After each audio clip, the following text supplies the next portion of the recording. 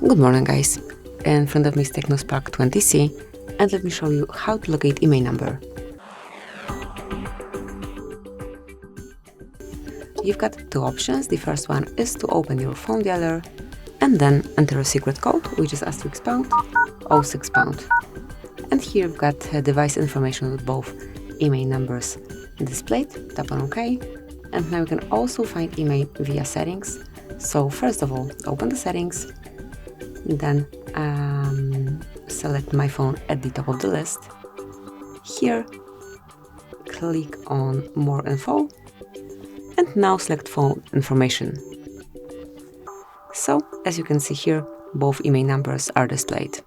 Thank you for watching, please subscribe our channel and leave the thumbs up.